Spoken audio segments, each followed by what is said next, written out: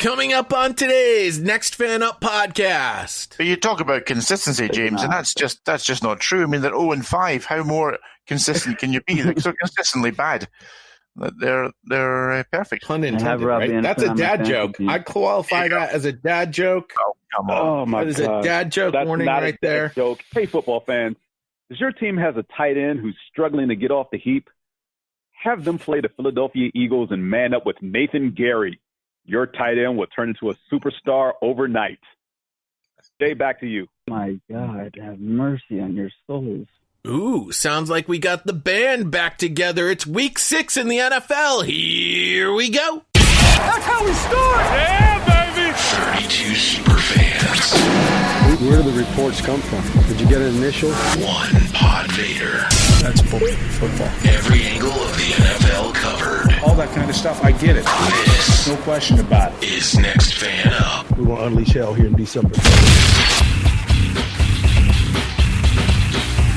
Hello and welcome to week 6 of the NFL. Ladies and gentlemen, we finally made it, week 6. I don't know how we made it, but we did. There are 4 teams currently on bye. I don't know how many of them were originally here and how many were supposed to be here. The schedule is a mess. We only have 2 4:00 games this coming Sunday. We've got a weird kickoff time for a Monday night game with a Monday night doubleheader. It's just going to be one of those seasons, I suppose. Your bye weeks this week are the Las Vegas Raiders, the Los Angeles Chargers, the New Orleans Saints, and the Seattle Seahawks. We will talk about where they are in the power rankings at the end of the podcast. Before we even get into anything else, let me bring in the crew. And oh my gosh, it's Throwback Thursday because I've got the 3/4 of the NFC East reunited with Neil, our Washington superfan, James, our Eagles superfan, and Kevin, the Cowboys superfan, has returned to Thursdays. Kofi Annan let you out of the cubicle there, Kev? No cubicle for me. I haven't been in the UN building for months now. Anyway, how are things going, protect Kev? everybody else from Kevin. Americans and their silly, rambunctious rebelliousness. Yeah, you think COVID-19 is bad? Think of Kevin 20. That's even worse. I'm doing my part to keep the curve down now. I tell him I'm not going to spend any time thinking about you flattening your curve. All right, that's enough out of Neil. James, how are things since we last spoke on Tuesday? Oh, man. Other than, like you said, the schedule being a mess, I'm just trying to see how much more shuffling the league can do to make sure these teams get, 1, a bye week, and 2, don't actually miss a game, because apparently that's not going to be punishment for anyone this year, no matter what. This Tuesday thing you've got going, does that mean James is getting paid more than me and Kevin? Because I'd be very upset if he is. Yes, he's getting paid. He's getting paid twice as much as you guys are getting paid for half the work. For half the work, I know. Half the work. I mean, that's fair to say. You are hard work, James. Am I a hard worker, Neil? You can email the show at nextfanup@gmail.com, just like Josh did, who writes in, "Dad joke Thursdays are the best." Yeah, can I just say I listened to that podcast last week when I was not on, and those dad jokes, they were absolutely hideous. Never ever do that again. Oh, they were great. No, Josh, and the listeners loved it. Detroit lines, Josh. No, the listeners loved it. This is Josh, our fan. No. This is not Josh, our Lions super fan. This is Josh, the fan, who wrote in to nextfanup@gmail.com. Dad joke Thursdays are the best. That's how he starts the email. It's the title of the email. Are you sure? Josh, I'm going to need you to never write that as a headline ever again.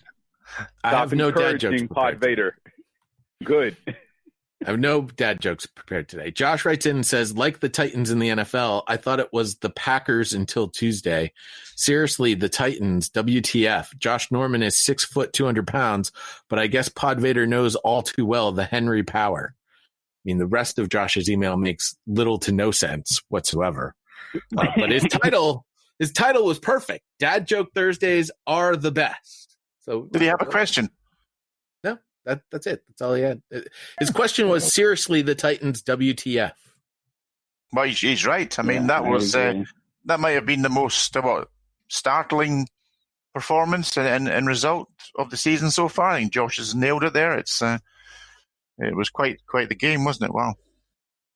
Yeah, our Bills fans took umbrage with me a couple of weeks ago for how I talked about Josh Allen, as far as not buying into the hype during the first month of the season where he was player of the month. I'm still not buying into the hype, and I'll have more discouraging things to say in reference to Tuesday night's game when we talk about them for Monday night's game. So, Buffalo Rob, keep listening, guy. I've got some stuff you're going to love about Josh Allen. Well, I mean, that's one Josh, but the worst evening for Josh Norman, wasn't it? My God, he's going to be in a million memes from now to eternity. Yeah, pretty much. You get trucked like that. Look, the reaction from the Titans sideline was nothing short of epic. It was incredible. Talk about getting thrown out the club. Exactly. Has he landed yet? Do we know? I don't think so, based on his performance for the rest of the game. No. Wow. Look, I don't know if you guys ever watched Fresh Prince of Bel-Air when Uncle Phil used to throw jazz out the house. That's basically what that was like. Now, that is a great show. Classic show. The Pigskin Pick'em, I had 8 straight up last week, only 4 versus the spread. The power rankings also only had 8 correct picks last week. 6 people in our group had 10, and there's a 3-way tie for first. One of those 3 is Thanos is inevitable. I've been doing this podcast for the last 75 years, and I've only just noticed that you actually write this at the top of the spreadsheet. What an opportunity to mess with your mind. Yeah, that would not be good. I would immediately fire you, Neil. I'd look out next week. Figured since we have 2 less games this week, we haven't done this in a while. I wanted to shout out to our top 10 listening destinations. I think you'll find it's 2 fewer games. Atlanta, Georgia, Chicago, Illinois, Decatur, Georgia. What's happening in Decatur, Georgia, James? I honestly don't know. I live in Atlanta, but Decatur is the county next to Fulton, where I live here. So it's basically the other half of the city of Atlanta. Since the city pretty much lies in 2 different counties. So it's Fulton County and Decatur. So, yeah, I haven't been there in a while because, we're supposed to be indoors, and I haven't left my house in months except for food. Telling your friends about us because they love us. They're the 2 of the top 3 places listening to this podcast. Hey, I'm putting the word out as best I can. Then we have Lawrence, Kansas, but then we go across the pond, Neil, to some of your favorite places. Oh, yeah. Reading, Kingston upon Thames, and Dewsbury. Wow. Right, Kingston upon Thames, that's nice. Yeah, very good.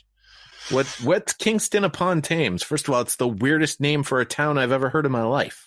Well, when you get those places that say like upon something, it's that means they're built next to the river. So that's the River Thames, the one that goes through London. So it'll be, I don't know, just east of London, I guess, Kingston upon Thames. Very nice part of the world for sure. Very expensive, Jay, if you're looking for a holiday home. But Dewsbury not so much, and Reading even less. Reading is a real issue. All right, the streak continues. Good job, Neil. Got it out of the way early this week. It's not a place it's sort of place that you. I went to Reading once and it was closed. Stockton, California, Verona, New Jersey, and then Warunga, Australia. Hello. Put another shrimp on the barbie. I know they love it when us Americans say that. Wow, there goes our listeners from there. Yeah, that was pretty Australia, not South Africa, Jay. I wasn't even trying to do an accent there. I was just dropping the line from the movie. That's all. Yeah, nope. Mm-mm. All right. Well, that was pretty useless. You want to know what's more useless? My stats. And we got quite a number of them this week. 7 teams are averaging at least 30 points per game. That's the most in a single season through week 5 since 1970. That's even before Neil was born. Yeah, it is actually, yeah. Yeah. 3 of those teams, the Green Bay Packers with 38.0 points per game, the Seahawks 33.8, and the Titans 30.5 are unbeaten entering week 6. The Steelers are also unbeaten. They're averaging 29.5 points per game and also, well, obviously have yet to lose this season. See, I screw myself up, Neil, when I try not to read exactly what I have written down here on the piece of paper and I try to go off script. Well, So I don't need you messing with it. Next week I'll edit it for you. If Green Bay,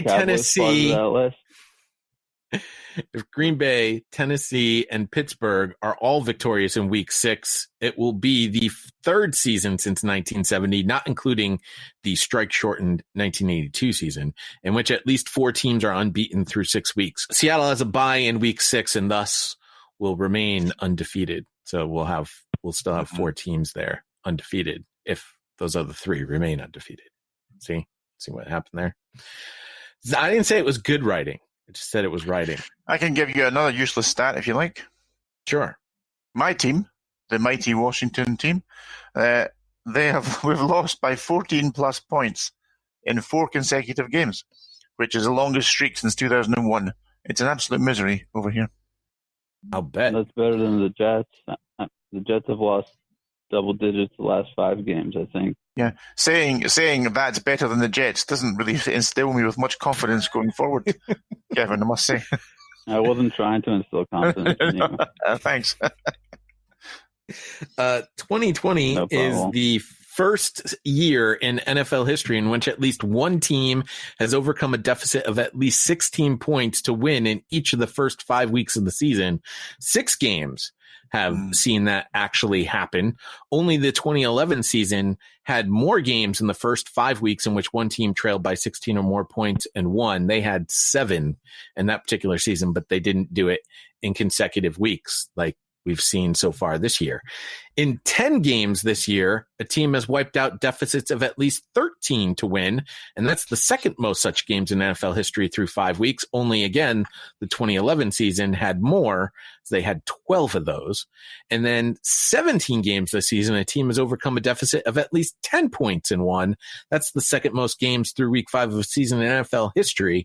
9 of 14 games in week 5 were within 1 score in the fourth quarter. And overall this season, more than 70% of games, 54 of the 77 that have been played, have been within 1 score in the fourth quarter. So it's been a record year in the amount of points that are being scored, a record year in the number of touchdowns that have been scored, and apparently a record year in close games and in comeback games. So does this tell us anything? Does it tell us anything about the sort of lack of off-season and pre-season that we had, in terms of players in the building learning to play the offense and defense for teams? Are we learning anything from that, do you think, overall? Yeah, we're learning that defenses need more time on the field and offenses don't. Mm-hmm. Are we? Because just looking at Tuesday's game, one of those teams looked like they weren't in the building for almost 2 weeks, and it wasn't the Titans.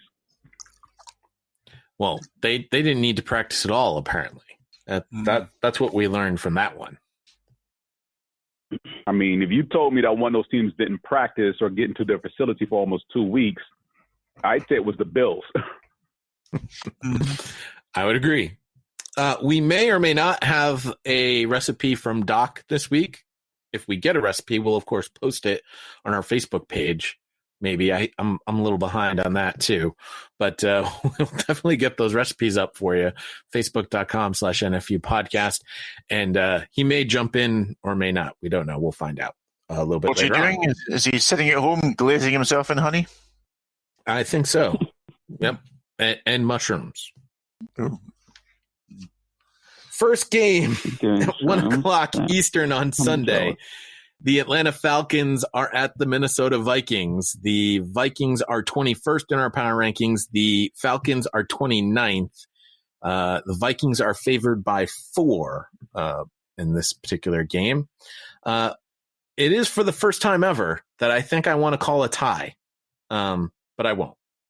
While both defenses give up over 30 points per game, Atlanta 32.2, Minnesota 30.4, I'm going to give the edge to the Falcons since they fired Dan Quinn and they have that new interim head coach bump. I think what we know from this game is that I think Matt Ryan's 0-4 against the Vikings in his career, or certainly hasn't since 2011. And you're looking at the Falcons, they're 0-18 in games where they score fewer than 20 points.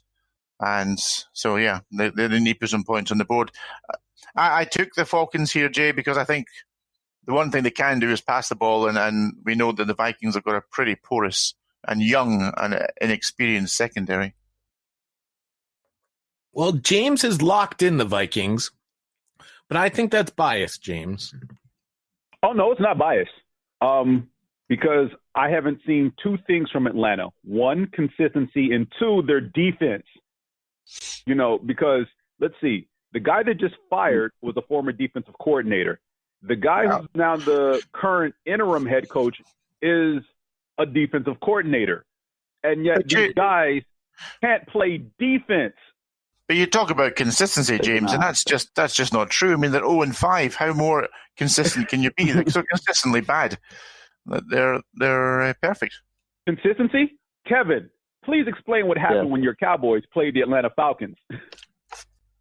Oh, it was the highlight of my season. Probably will be the highlight of my season. Oh, what a glorious game. Horribly coached team. They didn't even know how to recover an onside kick. They just looked at it, waiting for the Cowboys to recover it and ice the game. And it was honestly a beautiful game. But yeah, James is right. How much were you guys trailing by before you came back and won by 1 point? I think we were down by like 17 in the fourth quarter. Yeah, okay. Morris is a new coach, though, isn't he? James is right. Morris. Atlanta gives up the best passer rating to the league to opposing quarterbacks, 125.1 thus far, which is just almost unfathomable to think that through 5 weeks they have a 125.1. That's just ridiculous. They're going 2-14. Luckily for them, well, unfortunately for them, they won't have the number 1 pick because that will belong to the Jets. But the Falcons are beyond help this season. They might as well just call it a day. Was Raheem Morris? Was he the Youngry guy? What? Was he the guy who called his team Youngry? Instead of hungry, they were young and hungry. They were Youngry. Is that him? I don't know. All I know is that they're not good. And Pod, I'm not being biased here with my pick because if I was, I'd take this opportunity to trash Kirk Cousins once again. But if this ain't a game where he can get right passing the ball, I mean, because look, I've said it last week. This team goes as far as Dalvin Cook takes them. Now, he is on the injury report with that inner thigh issue. He did take part in practice yesterday. He is expected to play on Sunday. How much? Don't know. But without Cook, if Kirk Cousins can't take over this kind of game in what I expect to be a shootout, then everything I've said about Kirk Cousins is absolutely right. And I don't want anyone coming at me about you should be nicer to Kirk Cousins. No, he's basically stealing money from the Minnesota Vikings. And if they want to keep giving it to him, I don't blame him for constantly taking it because he's been piss poor so far in the Minnesota uniform. Kirk Cousins. Mind your language there, James. Huh? Last year he was pretty good, but yeah, this year he's not been good.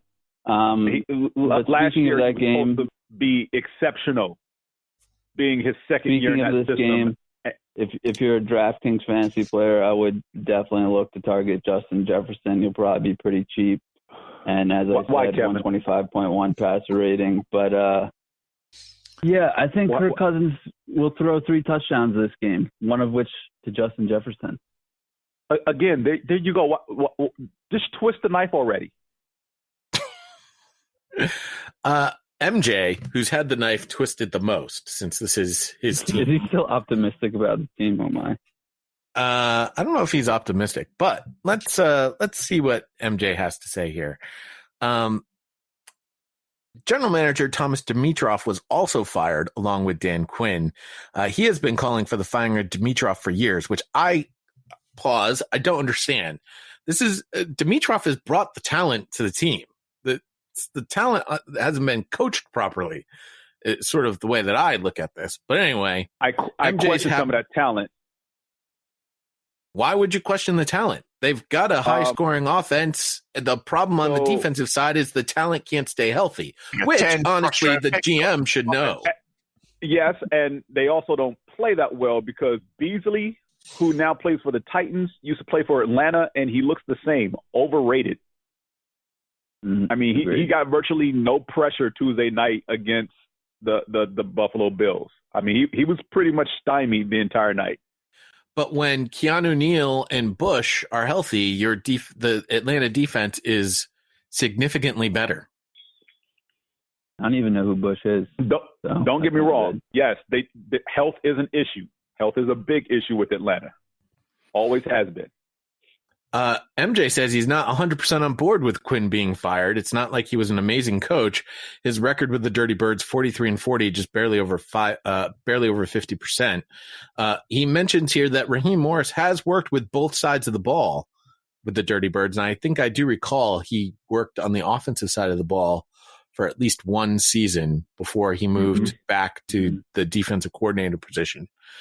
And he has been a head coach in the league, so it's not like a brand new position for him, nor is it a surprise. People have been talking about Morris being head coach since last season, and now he has his shot. Coaching, didn't he go 6-1? Yeah, he wasn't a good head coach in the league. Yeah, wasn't. He was never really given a chance. He only had 1 year. That was in Tampa Bay. Even in that 1 year, though, it's not like I'd be like, "Yo, I've got head coaching on my resume. Check it out." Right. I was fired at 40, but better than some other coaches right now. Fair enough. Dan Quinn, although he was 43-40, he was 14-23 in his last 2+ seasons as a coach. The guy deserved to go. He, as James said, he was a defensive-minded coach, and that defense couldn't be any worse. I mean, we talked extensively about Dan Quinn being on the hot seat, and I think it was the firing of Bill O'Brien that allowed the Falcons to make this move now rather than wait until. So what's the Jets' problem? Sorry, well, the gun. They cut Le'Veon Bell. Let's see what happens now. That's not the solution. We'll get to the Jets. Hold on. Yeah. Let's stop let's finish the Falcons here because we spent a lot of time on a team that's going to lose another game. And in fairness, the Falcons are finished. And MJ finishes up with, I expect there's going to be a lot of players going out and playing even harder than usual in honor of Quinn, who the players love to play for. They always would place the blame on themselves and never on Quinn, even when he deserved it. So this week's game is going to be interesting with the firing of Quinn and the way the players loved him. This might be a game we win. Dirty Birds 35, Vikings 27. Sorry, Jay, but there's an issue there. You see when players love the head coach. Right. I'm not sure that's always a good thing. No, I also don't think that's a good thing. I also don't think the players are going out there to play for Dan Quinn. I think they're going to go out there and play for Raheem Morris, not for Dan Quinn. Yeah, playing for themselves more than anything. I'm still going to take the Falcons in this one. Neil's with me. James and Kevin are going with the Vikings.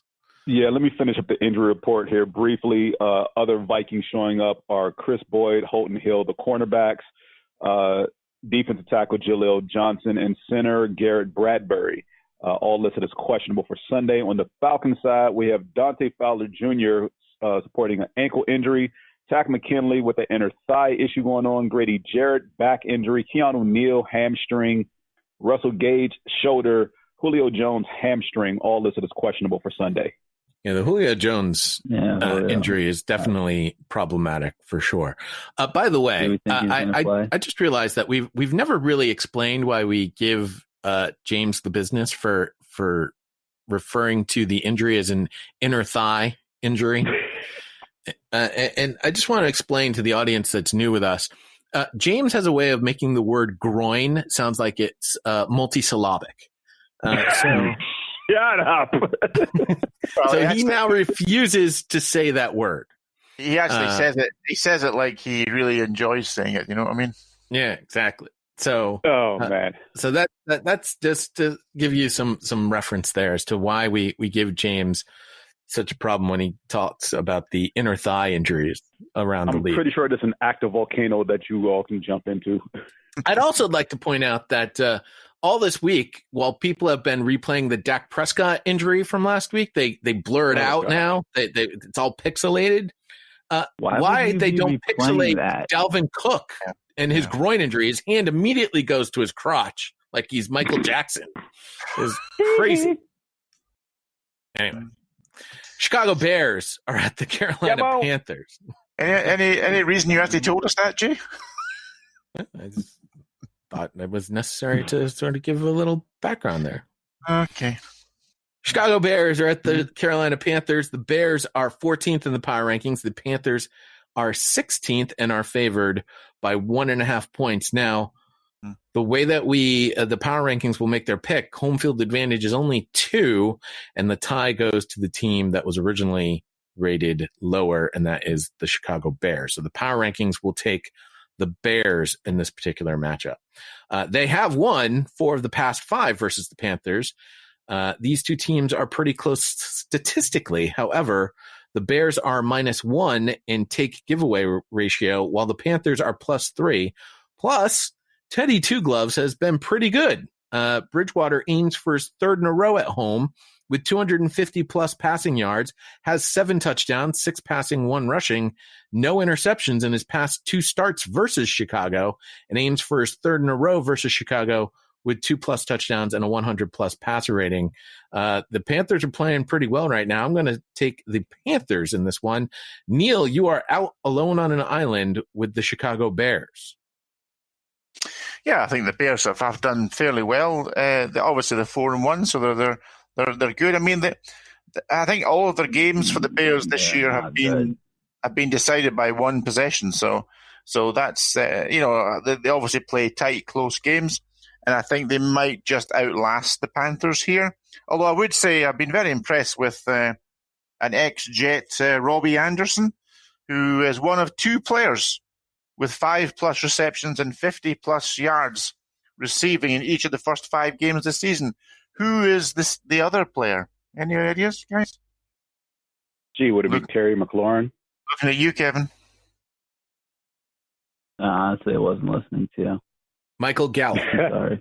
No, C.D. Lamb. You're a rookie. What were you saying? So I can be happy about C.D. Lamb being on that list. 5+ receptions and 50+ yards in every game this season. Oh yeah, CD with 2 of course. Players, C.D. Lamb and Robbie Anderson, and just shows you leave the Jets and your career can take off. Pun intended, right? That's a dad joke. I qualify that as a dad joke. Oh, come on. Oh, my God. That is a dad joke warning not right a there. Joke. It's a dig at the Jets, and it's a very good dig at the Jets. I would say the subtlety and artistic creativity there was good. The Bears are not a good 4-1 team, Neil. Statistically, they're the 2nd worst 4-1 team in the history of the league.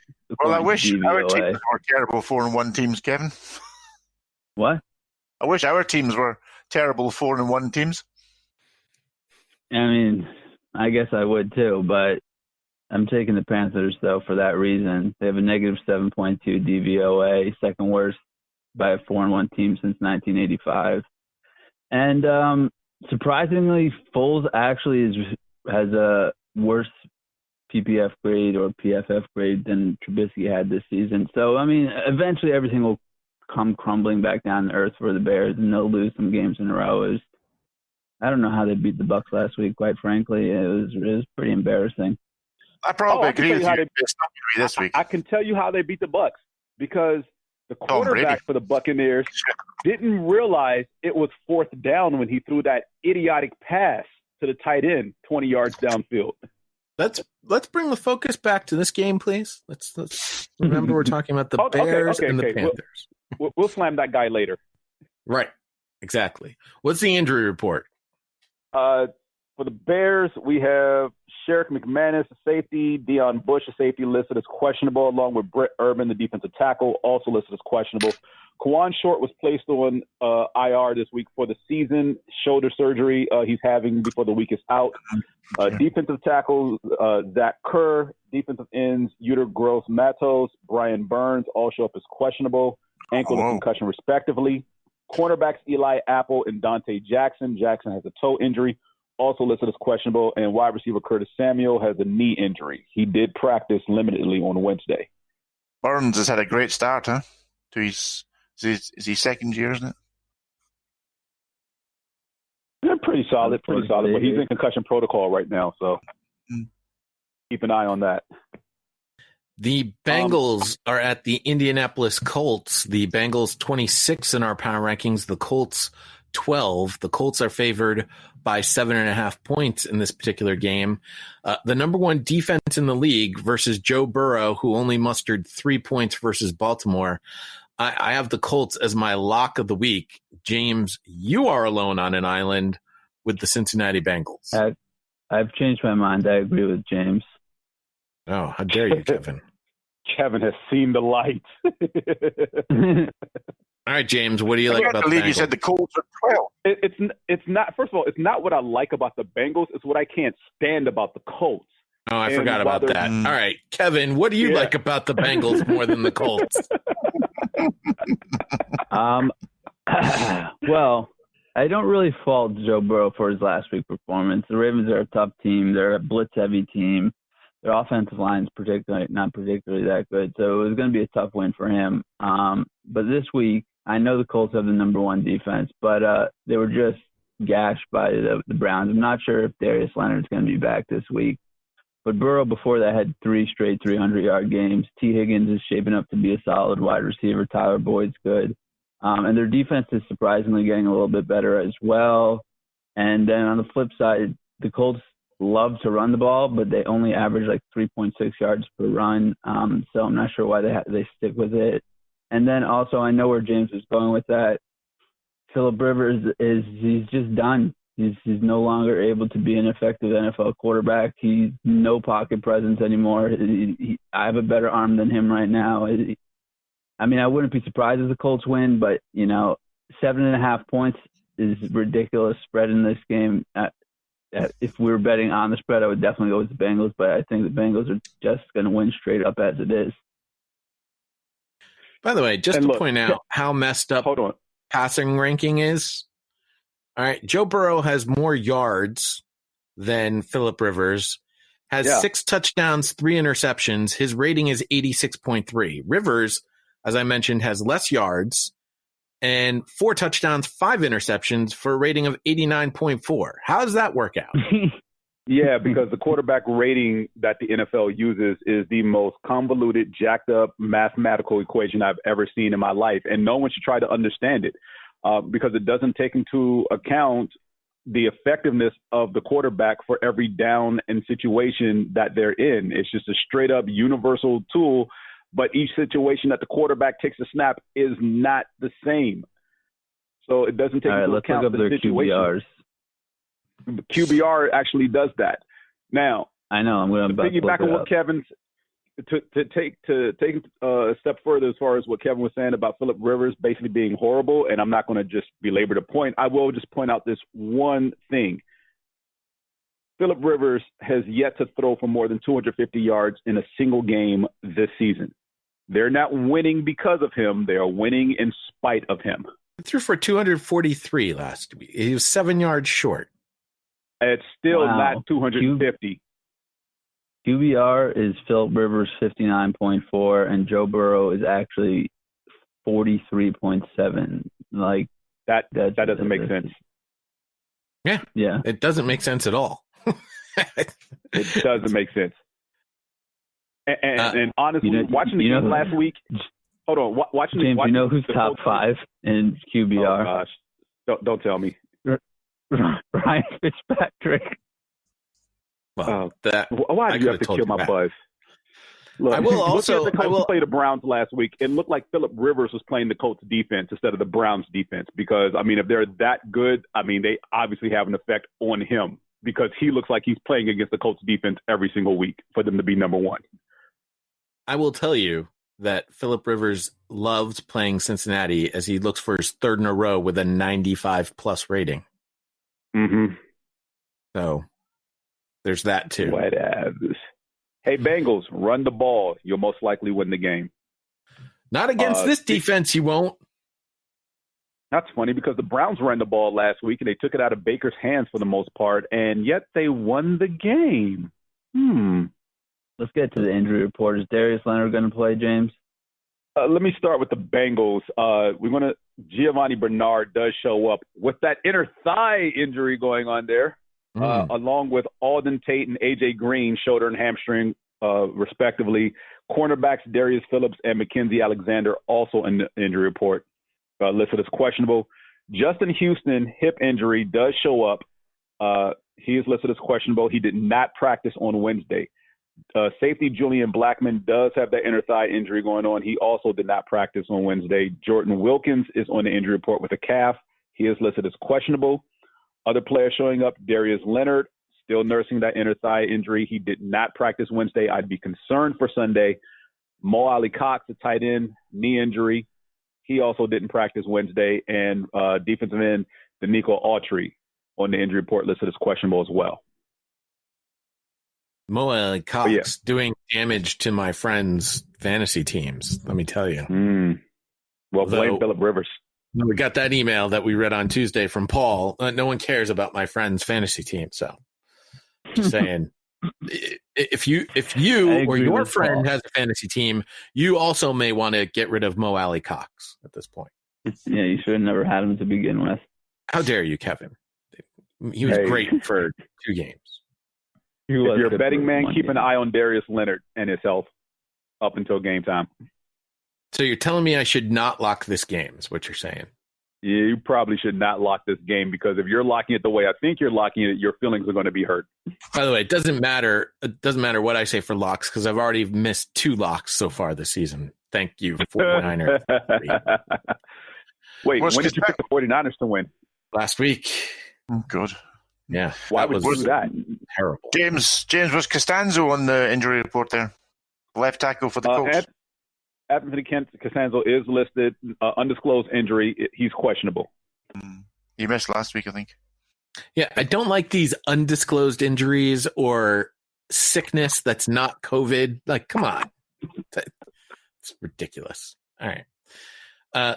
Cleveland Browns are at the Pittsburgh Steelers in a game that record-wise should be good. 4-1 versus 4-0. 10th in our power rankings for the Browns, 6th for the Steelers. Steelers are favored by 3 points in this one. Entering week 6, the Pittsburgh Steelers tie for the league lead with 20 sacks and tied for third with 6 interceptions. With at least 3 sacks and an interception on Sunday, Pittsburgh will join the 1985 New York Giants as the only teams in NFL history to record at least 3 sacks and an interception in each of their first 5 games of the season. Steelers' D is consistent. The Browns are not. And as we noted on the Not a Week 5 recap, the Browns are starting to get cocky again. And there's a difference between confident and cocky. Being confident is good. Being cocky is not. The Browns need to get a little humble. Steelers will provide that for them. I'm taking the Steelers. Neil, you are once again on an island, taking the Browns.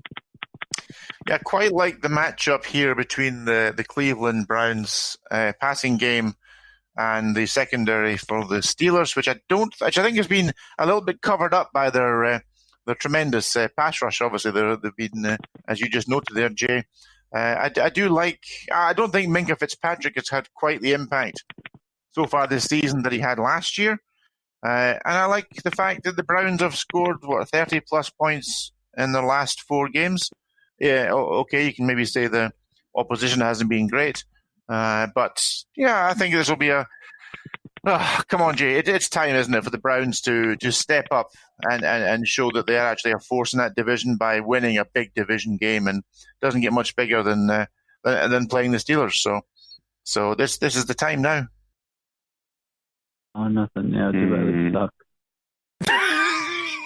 Yeah. Why don't you expand on that, Kevin? let's be real. I'm trying to like the Browns have one of the worst passing defenses in the league. The Steelers have a good passing offense. I still don't like Baker. The Steelers have one of the best pass rushes in the league. I think they get to the quarterback about I think they have like a 50%. I was reading it earlier today, but I don't know. They blitz the most. They have the highest blitz percentage in the league. Baker's not good at all when he's facing pressure. And the Steelers have allowed just 3.1 yards attempt to running backs this season, and we all know the Browns love to run the ball. So I expect Baker to have to do more this week, and I just don't trust him. Jarvis Landry has been pretty much invisible this year. Odell Beckham, besides the Cowboys game, has been pretty much invisible this year, and everyone goes off against the Cowboys. So, I just don't really expect this to be that close of a game, to be honest with you. I think the 4-1's a little misleading for the Browns.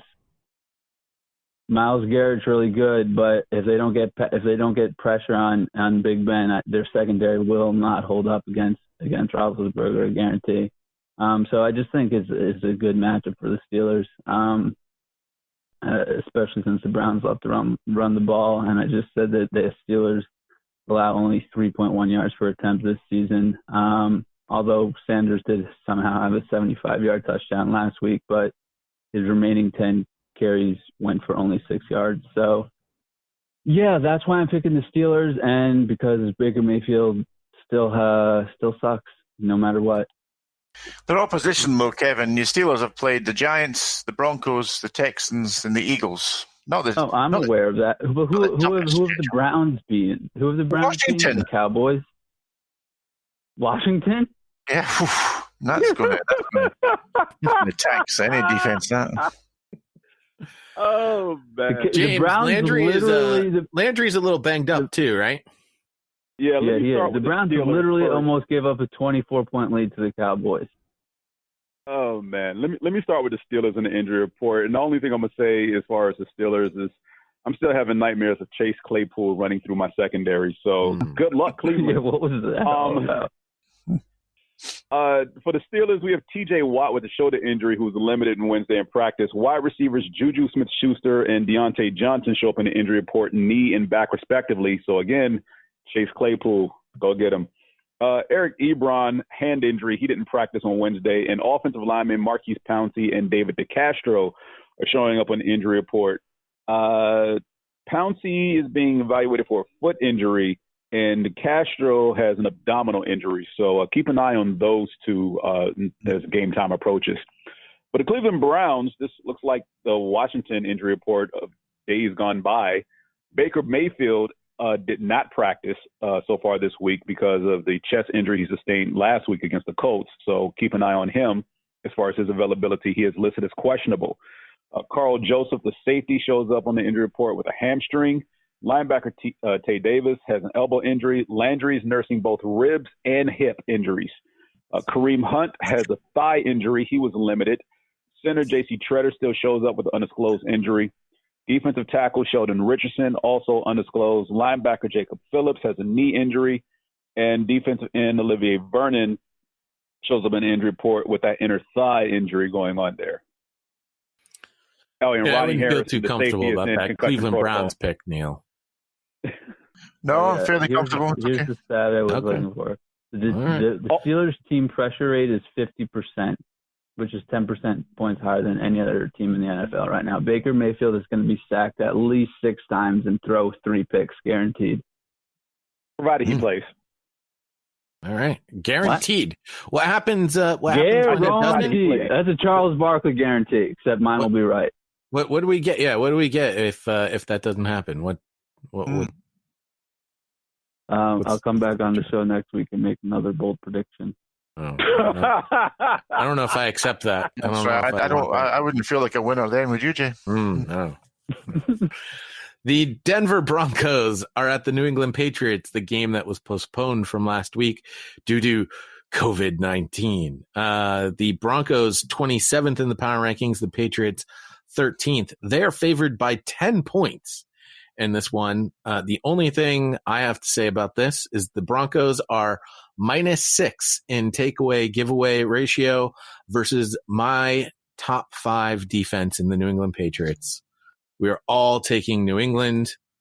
I love the fact that the Patriots defense is in the top 5. It's fantastic. I don't care if they are or not. They are a top 5 defense, and they are going to crush the Denver Broncos. They'll look like it in this game, but they're not. They're going to tame those Broncos. Coming back.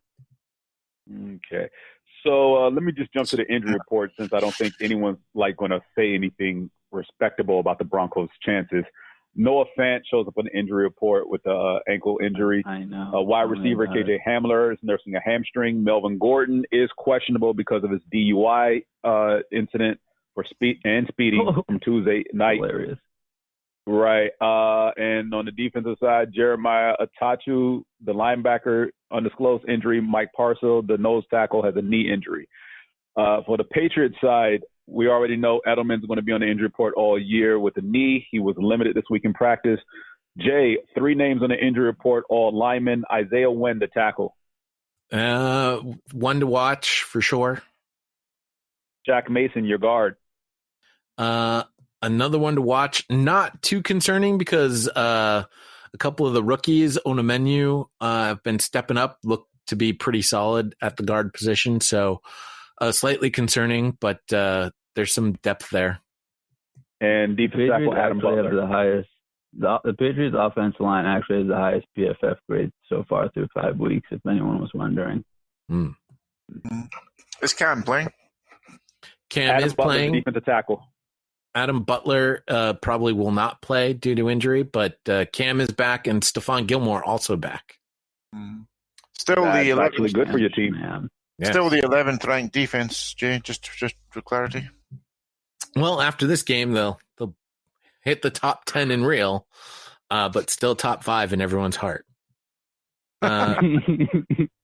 Speaking of everyone's heart, everyone knows that the best way to get to a man's heart is through his belly. And Doc has sent us a lovely recipe this week for fried catfish po' boys with tangy apple slaw and garlic aioli. Let's hear what Doc has to say about this lovely mix of food.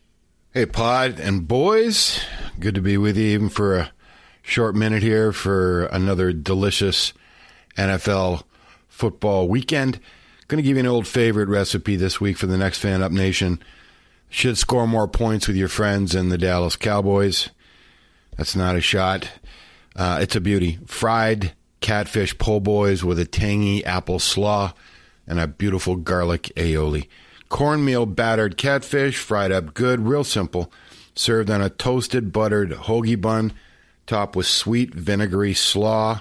It's got a little apple in it, and then dressed up with a lemony garlic aioli. Obviously, you can go to the Next Fan Up Facebook page, get this recipe, let us know how you feel about it. It's great in one hand with a cold bevy in the other. Gentlemen, wherever you're watching the games this weekend in this corona-crazy world we live in, whatever games you're watching, do it safely.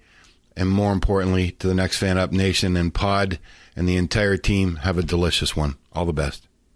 Let me interrupt with this breaking news right now. NFL Network has on the screen one of their insiders. The Buffalo Bills have interest in Le'Veon Bell. Oh, yeah. Why? That's not necessarily breaking news. That's old news. It is. I was going to talk a little bit more about Le'Veon Bell a little bit later on, but all right. Well, if he hasn't officially signed with Buffalo, then He hasn't signed. all right, then There's interest. thank you for jumping in with that breaking news, James. But we're going to move on to games that actually matter. Whoa. Although one could argue this game doesn't. The Lions are at the Jacksonville Jaguars.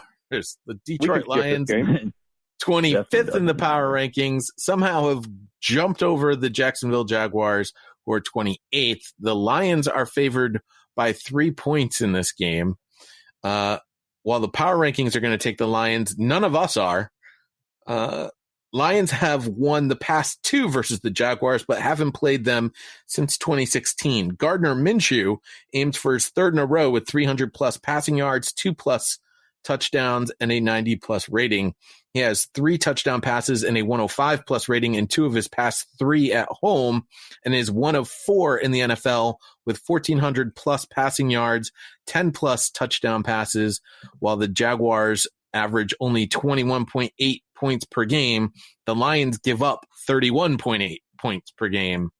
I think this is pretty safe to say the Jaguars are going to win. I don't know what Vegas has on this Detroit Lions thing. Neither do I. And look, I'm tired of the Lions as a football team, honestly, over these last couple of years, because I'm sorry. They at the onset of every season, we always put some stock in the Lions that they'll challenge in the North, and they'll give whether it's Green Bay or Minnesota or the off chance of Chicago, give them a run for their money and make the division competitive. And yet you look at the standings and there's Detroit on the bottom, or should I say under the bottom of the division, because they play like crap every year. And, the so-called student of a genius head coach that they have has not made them better in any way, shape, or form since he's been the head coach. And I mean, they're doing a lot of hard work there, James. That's what he says. Okay. Yeah. They're doing a lot of hard work. So they have 1 win on the season so far. Is that correct? Just 1? Yep. Yeah, just 1. Okay. And I think if it wasn't for that 1 victory they currently have, this head coach would also be fired by now. I don't know. Yeah, it's true. He should have been axed at the end of last year. Is it Patricia or Gase who's next on the chopping block, Neil? Could be. Oh, no, I don't think Gase will get fired, because I think he's doing just the job that the Jets want, and that is to get the number 1 overall pick in the draft. And he's doing that terrifically well. They're getting rid of all their key players, as you mentioned. And a minute ago, so I bet. Come on, who isn't tired of this guy in Detroit already? Yeah, seriously. The rocket scientist is in trouble. He needs to turn things around quick, and this is a game that is probably not going to help him in that regard. Not at all. You mentioned it earlier on, guys. You were talking about, I think, Dan Quinn saying that he's a defensive head coach and his defense was terrible. And you've got to look at the Lions as well. They can't hold a lead. And your guy was the lead? Yeah, he was a defensive coordinator, wasn't he, with the Patriots, and that was what he built his reputation on. And their defense is it's just forgettable. Name me the star defenders on that defense. I mean, Slay was the guy, and they got rid of him. Slay. He's terrific. Oh wait, Slay plays for Philly now. Yeah. They gave Trey Flowers a boatload of money to do nothing. Name me another star defensive player they've got. Somebody he's molded into a top defensive player since he's got there. Name me one. They don't. Exactly. The Lions rank dead last in EPA per play and dead last in positive EPA percentage as a defense. So when you bring in a DraftKings this week. When you bring in a head coach who has a great reputation as an offensive coordinator or defensive coordinator, you look to see 1 or 2 players on that side of the ball who maybe were good players before become great players. And we're not seeing it with that guy.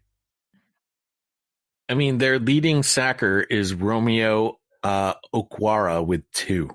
Yeah, who doesn't believe he's not a made-up name? Moving to the injury report, the Jaguars' entire linebacker core, Dakota Allen, Miles Jack, Josh Allen, are all showing up with a foot, ankle, and knee, respectively. Cornerbacks, Chris Claybooks and C.J. Henderson, quad and shoulder. Laviska Shenault, wide receivers, nursing a hamstring injury, and Tyler Eifert has a neck injury. DJ Chark also shows up with an ankle. These players did not practice on Wednesday or were very limited, but they're all listed as questionable for Sunday. On Detroit side, tight end Hunter Bryant's in concussion protocol. Center Frank Ragnow is on the injury report, along with defensive players Christian Jones and C.J. Moore, both listed as questionable, all 3 undisclosed injuries. The Texans are at the Titans. Texans 1-4, Titans 4-0. The Texans jump up to 24th in the power rankings, but the Titans jump to 4, up from 9 to 4. They are favored by 3 points in this particular game. Titans lead the league with a +8 takeaway giveaway ratio, 9 takeaways. They only have 1 turnover so far in the season, and they proved they can dominate games with no practice whatsoever. Texans have turned the ball over 7 times so far this season. Oh, and talking about fantasy, play Ryan Tannehill. He completed 21 of 28 passes. That's 75%, and 3 touchdowns. Rushed for 42 yards and a touchdown last week. His 9th game with 2+ touchdown passes and no interceptions since 2019. That's tied for second most in the NFL. Has 2+ touchdown passes and no interceptions in 5 of his past 6 games. Passed for 2 touchdowns, no interceptions, and a 130.8 rating in his last meeting versus the Texans, and aims for his 6th in a row versus the division with 2+ touchdown passes. Play Ryan Tannehill, take the Titans, give the points. Kevin disagrees. All alone on an island too, buddy. Yeah. I don't know why I picked the Texans, to be quite frank. Half of me just picked them because I have Deshaun Watson as my fantasy quarterback in my season-long league. The second reason is because they fired Bill O'Brien, and they finally got their first win last year. And they honestly usually play pretty well against the Titans. Deshaun Watson's coming off his best game of the season with 86.5 PFF grade. Brandon Cooks finally had a good game, so maybe him and Deshaun are finally getting some nice rapport going on. But yeah, obviously the Titans should be favored in this game. Obviously, it wouldn't surprise me if the Titans win. But it's a division game.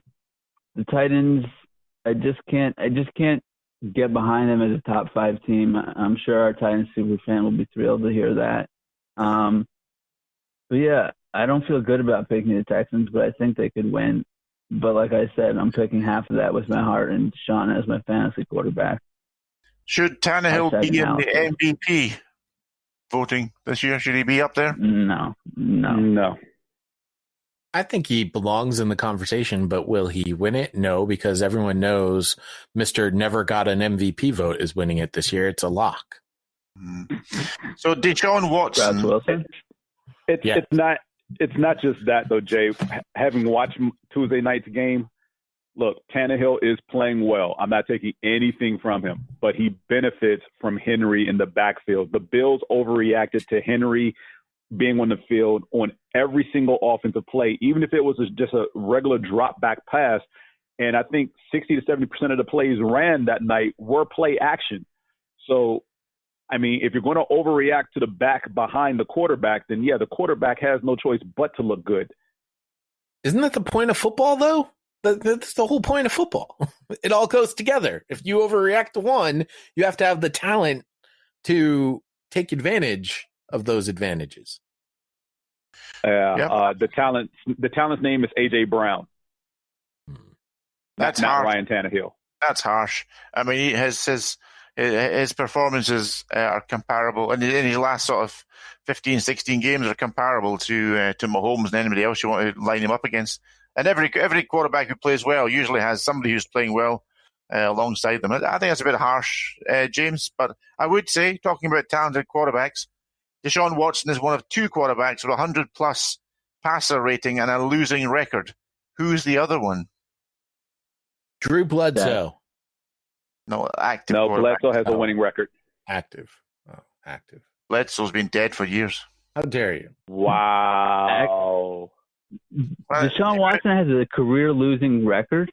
No. This season. No, this season. It's one of 2 quarterbacks with 100+ passer rating, but has a losing record. Oh, it's Matt Ryan. Who's the other one? Matt Ryan. And it's not Matt Ryan. Oh. Wow. Dak. No. All right, who is Tell it? me it's not Dak. Justin Herbert. Well, that would make sense. Quick hits on the injuries. Houston Texans have Laramie Tunsil and Jordan Akins on the injury report. Akins is in concussion protocol, also has an ankle injury. Tunsil's injury is undisclosed. Linebackers Jacob Martin and Dylan Cole show up as questionable, also undisclosed injuries. Tennessee did not escape Tuesday night without a litany of injuries. Darrington Evans, the running back, hamstring injury was placed on injured reserve actually earlier today. Running back Jeremy McNichols has a rib injury. He did not practice on Wednesday. I don't think anybody did, considering they played Tuesday night. Jonathan Joseph, cornerback, along with Chris Jackson and Chris Milton, other cornerbacks are listed as questionable with undisclosed injuries.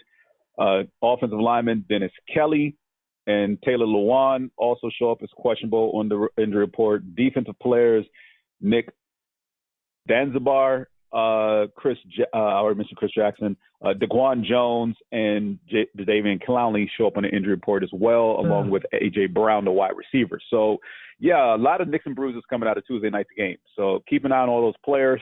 Specifically, don't know what those injuries are because they're not listed, but they're all listed as questionable for the game coming up this week. There are a lot of unfortunates for this next game. Unfortunately, it's probably going to be a pretty competitive game.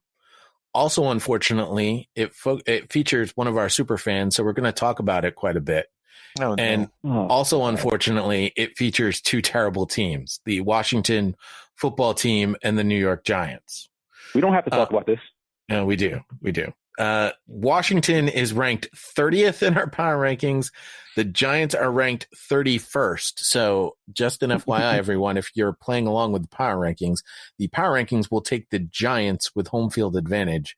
The Vegas is taking the Giants as they are favored by 3 points. The Giants have prevailed in the last 3, including an overtime winner in December last year. I don't know which team wants it more, but Neil is taking his team, and that's enough for me. Taking Washington simply based on the fact, Neil, I saw you had put the check mark next to your team already. I don't know who's going to win this game. This is another one I want to pick a tie. This is the sort of dreadful game that deserves a tie.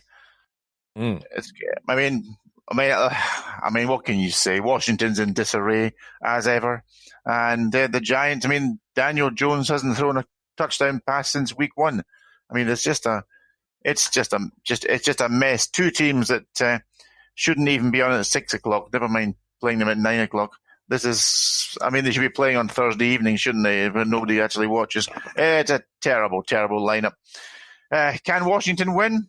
Yes, they can. Will they win? They'll probably make hard work of it. But I can see them edging out the Giants. The Giants. I mean, losing Barkley, of course, was a massive blow. And whereas the Panthers have won 3 straight games after losing their star running back, the Giants have not won a game this year losing their star running back. So, there's bigger issues there in New York. The offensive line's still not great, but it's now there's Washington's offensive line. And the quarterback situation looks like Kyle Allen's going to play. He's been cleared to practice, so he'll be fine. Brandon Scherf looks like he might be playing this week after coming off IR. So, is there hope for Washington? I don't know. I mean, that game you mentioned back in, was it December, November, you said, Jay? December, where the Giants, the Giants won. That was actually one of the best results Washington's had for years because it meant we got Chase Young. And hopefully he didn't look back to his best last week, but he's the one bright spot on that entire team. Wow, of course, Terry McLaurin is doing really well, but those two aside, Washington's still in disarray. So, yeah, Terry's I think going to have a bad game this week. I think Washington will sneak this out, maybe by 3 points or less. All right, Kevin. Terry's going to have a bad game this week. I think that the Giants are going to win because for that reason alone, honestly, he's their only offensive weapon.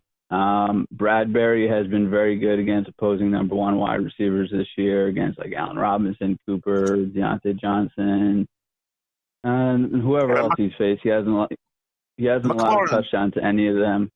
McLaurin is the best wide receiver in that division. In the division? Oh, my God. The Cowboys have 3 better receivers on the team by themselves. You're joking. Have you seen who's throwing to McLaurin? No, I haven't seen Am I hearing this correctly? Neil, you must be joking, right? No, McLaurin has had the quarterback. Neil, he's the best wide receiver in that division by far. Neil, answer your own question. who is throwing to McLaurin this week? Well, that's right. It'll be Kyle Allen, but that's what I'm saying. McLaurin is Are you that sure? good. McLaurin is that good. He makes Haskins and Allen and all the rest of it. He makes plays. Didn't think Allen Those looked guys good last week. If McLaurin was playing in Dallas, he would be the number one receiver on that team by a distance. Oh, well, My I don't know God, about I don't know by a distance. I was with you, Neil. I was right there with you until you said a distance. Well, you got Dropsy Cooper, and you've got who else have you got? CD Lamb, who's he hasn't done a great. He catches the ball, but then you're throwing the ball all over the place. He's done nothing with the ball other than they make the occasion, half a dozen catches a game. But he's not destroying. He has 200 yards. He's 5 catches for 50+ yards every game this season. You said 2 touchdowns, 200-yard games. 50. McLaurin does more than that in his sleep. He had 3 for 21 last year. Almost cost me in my fantasy game last week. No one cares about your fantasy team, Kevin. Yeah, exactly, Let's get Kevin. back to the conversation at hand. Because I will say, Amari Cooper's the guy that disappears. Michael Gallup is clutch, but until it matters, apparently, that's only when Michael Gallup shows up. And CD Lamb hasn't been involved in the league for long enough to rank him higher than McLaurin. So I see where Neil is coming from. That's what I'll say about this particular argument. I will say that if Amari Cooper decided you wanted to actually play the game of football and not whatever it is he's decided he's playing, he has the most talent out of the most. No, McLaurin is the guy that's the most talent, and like you say, Jay, Cooper just disappears from games or drops a key pass. McLaurin drops nothing, and he plays week in, week out with absolute dross around him. Speaking of, oh my God, have mercy on your souls. Injuries for this game, starting with Washington. Kevin, what do you think? What do I think? I think that Cooper has almost 500 yards receiving this year already and 40 freaking catches. But look at your offense. Your offense is the number one offense passing the ball in the league. We can go to Mike McCarthy later. Yeah, we'll talk about Dallas in a moment. Why don't we finish the injury report on a game that we unfortunately had to discuss? Oh gosh, Washington's Dwayne Haskins has been sent home with a non-COVID related illness. So that's what it says: non-COVID related illness. So he won't even be in uniform again this week. Running back Antonio Gibson is nursing a toe injury. Offensive lineman Joshua Garnett and Chase Royer show up in the injury report, along with quarterback Greg Stroman. For the Giants, we've got Jabril Peppers nursing an ankle injury, Dexter Lawrence and Tyler Frackle showing up as questionable with undisclosed injury. Lorenzo Carter was placed on injury reserve yesterday with a season-ending Achilles injury. And Darius Slayton, the wide receiver, has a foot injury. He was limited in practice on Wednesday. The last of the 1:00 games is the Baltimore Ravens at the Philadelphia Eagles. No, it's not. That's not a game that's happening. I was told that game is being canceled. Philly's going to lose. No one cares. We can move on to the 4:00 games. How many of these games, James, do you really not want to talk about? The Ravens. Any game involving the NFC East. The Ravens are 5th in the power rankings. The Eagles are 22nd. Vegas has the Ravens as 7.5-point favorites. The Ravens allow only 15.2 points per game and face a struggling Eagles team whose leading receiver is a practice squad cast off from the Lions and Packers and has played in only 2 games this season. That's pretty much all I have to say about Travis. What's his last name? Fulgham. Is it Sorghum or Fulgham? It's Fulgham, not Sorghum. All right. No, Fulgham. Yeah, he's your leading receiver. He's played in 2 games. That's terrible. So is Carson Wentz. We're all going with the Baltimore Ravens here, and James is locking in the Ravens. Of course I'm locking in the Ravens. Hey, football fans, does your team has a tight end who's struggling to get off the heap? Have them play the Philadelphia Eagles and man up with Nathan Gary. Your tight end will turn into a superstar overnight. Jay, back to you. That was a lovely public service announcement. That was so perfectly done, James. I love it. Anybody want to try and put some more on this? Kevin, you want to put some more on this, or we just want to move on and get the injury report? Oh, I'm more than happy with the Eagles losing. All right, let's go. The big question for James is Jackson. Is Jackson going to play? How's his knee? You mean Jackson, the quarterback for the Baltimore Ravens, or Jackson, the wide receiver for the Philadelphia Eagles? Yeah, Deshaun Jackson. Jackson he's always about. No, Jackson's near death, so it must be Lamar. Oh, okay. So Lamar Jackson does not show up on the injury report that I have in front of me at this moment. One, I assume he is going to play. Two, he has been held out of practice on. From what I know, he didn't practice on Tuesday, and he was probably limited yesterday. I saw that in the press conference he did yesterday. He's going to play. They probably will limit the designed runs. He'll probably still run for 150 yards on us anyway because, the defense is static. Names showing up on the Ravens injury report, though, include both cornerbacks, Jimmy Smith and Marcus Peters, knee and thigh respectively. Chris Moore, their wide receiver, has a thigh injury. Safety, Anthony Levine. Offensive lineman, Ronnie Stanley. And guard, Tyree Phillips, undisclosed injuries. For the Philadelphia Eagles, oh, gosh.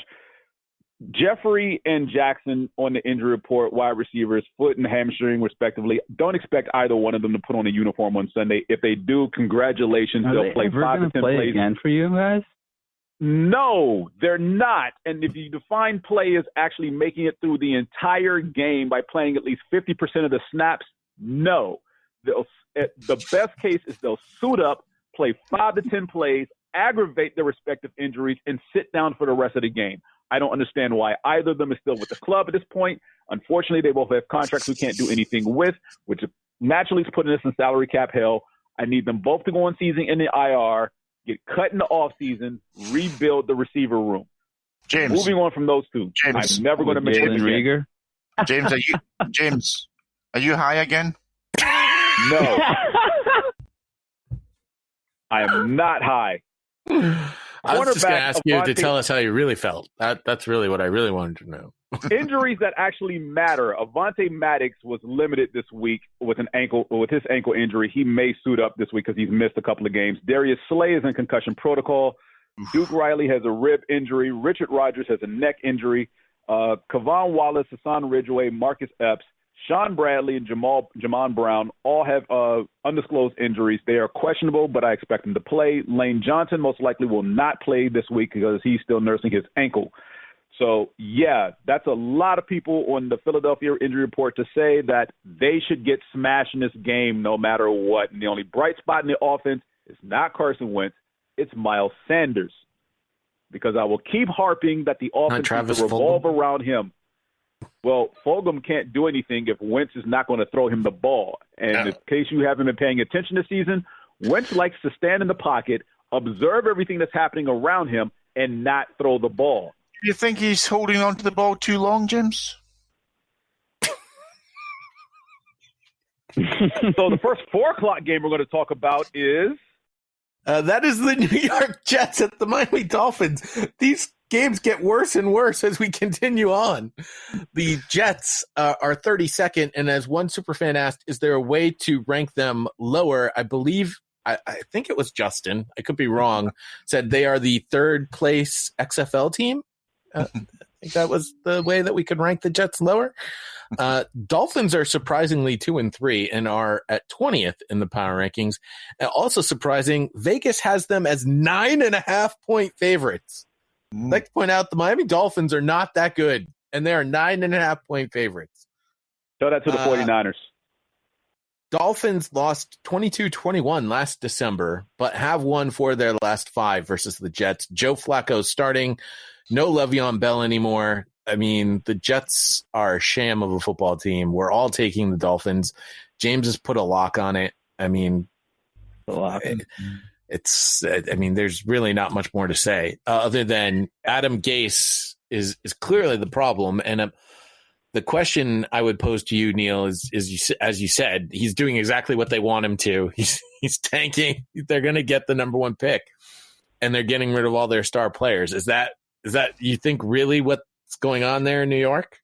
Yeah, I mean, it's, every year we get to this stage of the season and there's a couple of teams that are 0-5 and you think, well, now they'll eventually win a game and it won't go 0-16.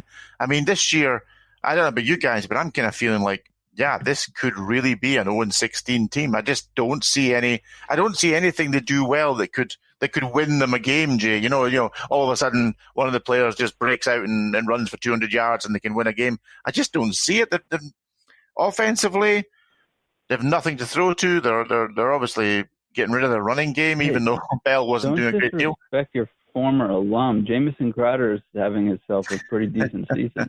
Yeah, Jamison Crowder is a really good slot receiver, and he'll get his 10 catches for 100 yards, but he's not going to be the guy who breaks down a defense and gets 4 touchdowns and you win a game. I see now, I think their first round pick, Becton, he's going to be out this week again, and the second round pick, out. The wide receiver, he hasn't played yet, I don't think so. He's not played at all.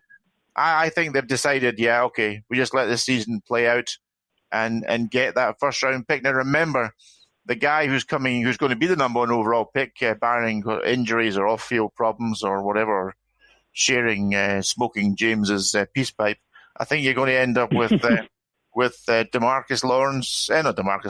Trevor Lawrence is number 1 overall, and he's the highest rated quarterback since Andrew Luck for many people, and that's worth going 0-16 for, I think. But they have your boy Sam Darnold. Yeah, I think Sam's time there's going to be up. He's going to be traded, I think, Jay. I think. Is Sam Darnold starting this week or Flacco? No, Sam Darnold is out. Out. Flacco is starting. It's going to be 35-year-old Flacco handing it off to 37-year-old Frank Gore. The future. By the way, and Neil, you're wrong. The Jets do something quite well. They frustrate their fan base. That's the best thing they've done all year, and it's the only consistent thing they've done all year. I have to say, James, it's really unusual if I'm wrong. I will tell you that, first of all, this game has been rescheduled. They were originally supposed to play the Chargers because I'm looking at my preseason predictions for the Jets, whom I had at 2-14. Well, they already lost to the Broncos, so that's out the picture. The only other game I had them perhaps winning was at home versus the Dolphins. I don't think that's going to happen. I think you're on. I think you nailed it, Neil. This team is 0-16. There's no other team on their schedule that I can see them beating. They can win the rematch against Miami if Gase is fired by then. But as long as Gase is the head coach, they're not winning a game. Yeah, I don't think they'll run the risk of a new coach bounce and winning a couple of games. I mean, that could be the difference between getting Trevor Lawrence or not. Even though also a DraftKings alert. You should everyone listening to this program should start Myles Gaskins in their DraftKings league. 5+ receptions in every game this year.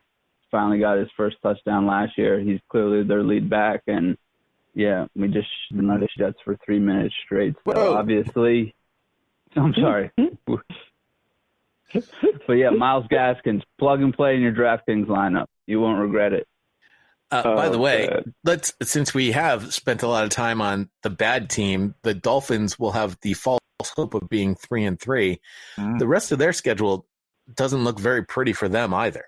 The teams are only going to get harder as they move forward, but they'll have the Jets again, and they have the Bengals. How do you think Tua Tagovailoa is thinking right now? What's his feeling seeing Herbert playing so well and getting some national acclaim? What's his feelings right now? He's thinking to himself, come on, Fitzpatrick, throw a few picks, let me in there. It's coming. Give it time, it'll happen. Just best QBR in the league. It's coming. Give it time. The other 4 o'clock game is... The injury report is not worth it. Oh. We don't care. Yeah. Thank you. Good. Thanks. Appreciate that. The other 4 o'clock game is the Green Bay Packers at the Tampa Bay Buccaneers. The Packers rank 3rd in our power rankings. The Bucs fall out of the top 10 to number 11. Vegas has the Packers favored by 1 point. With at least 2 touchdown passes and 0 interceptions on Sunday, Aaron Rodgers would become the first player in NFL history with at least 2 touchdown passes and no interceptions in each of his team's first 5 games of a season. The Packers lead the league with 38 points per game. Do we all remember when this used to be called the Bay of Pigs game? This should be a good one, a good close one. I'm going to take the Packers, as will the power rankings, as will everyone but Kevin. Oh, God. Really? Neil, don't you think I heard that? I heard that. I just think the Buccaneers defense actually is pretty solid. I think it would be the hardest defense that the Packers have faced to date. Hopefully Shaquille Barrett and JPP can get some pressure on Rodgers. I'm not sure if Godwin's going to play, but if he does play, that's good for the Buccaneers. Mike Evans has 5 touchdowns on the year. Ronald Jones he's having really good last 3 games. He looks to be pretty legitimate at this point. I see it to be a pretty high-scoring game, somewhere around the realm of 31-27. I could see it going either way, but I just feel that the Packers are due for a loss. I think they're good, but I just think they're due for a loss, and I think Brady's pretty pissed that they lost to the Bears last week. Do you think actually? Kevin. Do you think if the Buccaneers win, Brady will still think they're 3-2?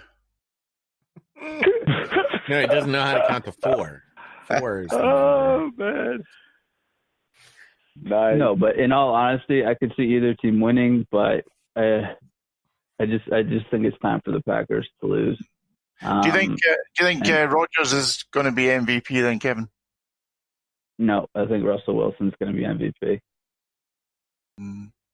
Well, Kevin, unfortunately, Tom Brady is going to have a lot of injuries on that offensive side of the ball as Mike Evans, Scotty Miller, and Chris Godwin all show on the injury report. Yeah, Mike Evans. And Miller have been on the injury report all season. It's almost as if Brady brought some of the trickery down to Tampa Bay with him.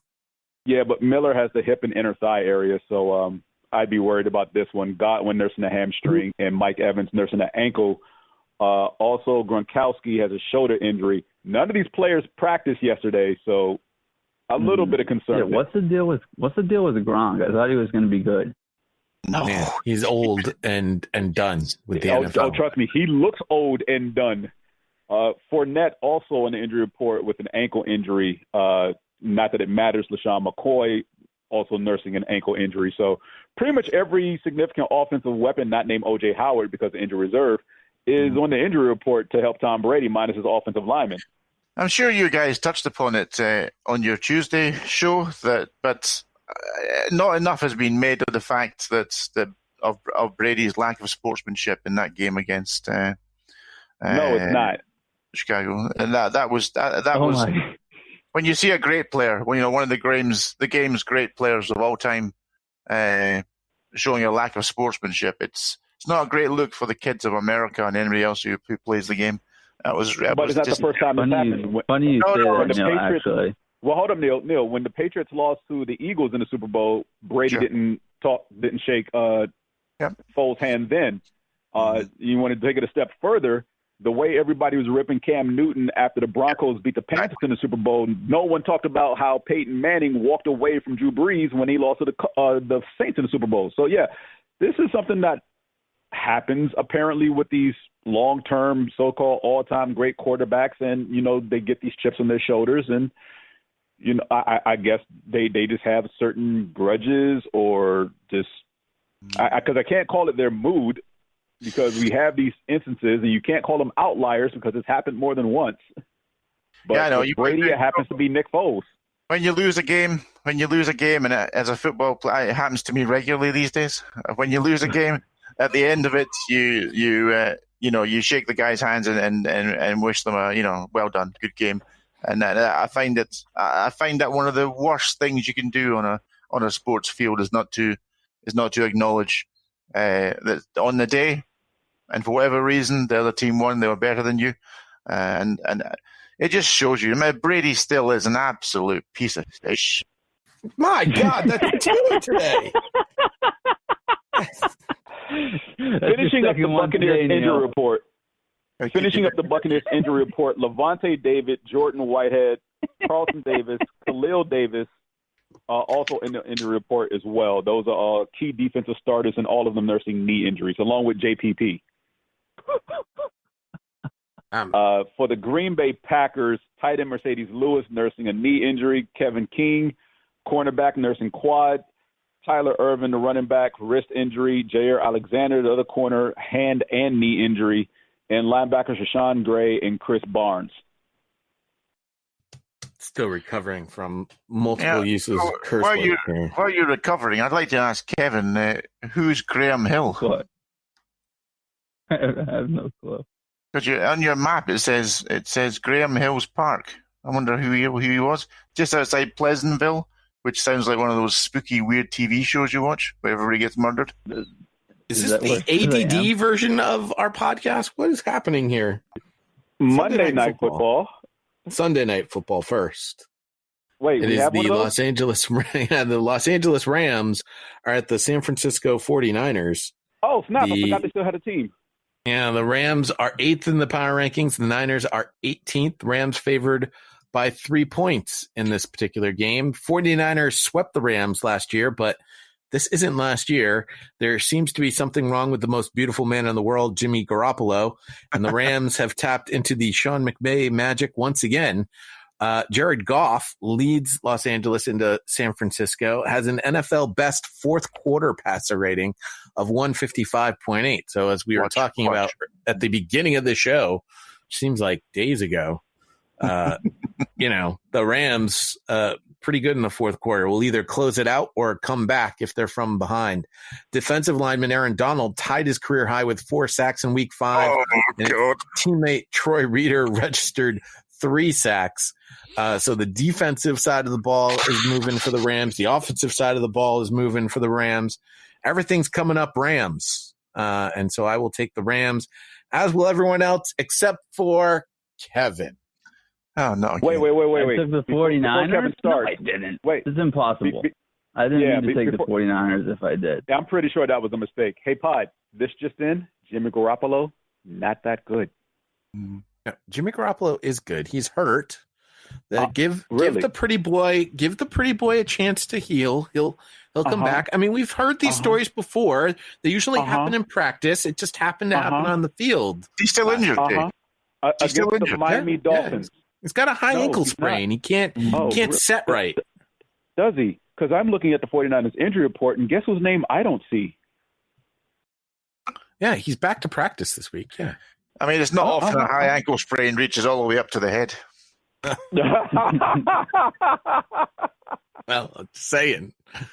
The 49ers who do show up on the injury report are cornerbacks Emmanuel Mosley and Dante Johnson. Mosley's in concussion protocol. Johnson's injury is undisclosed.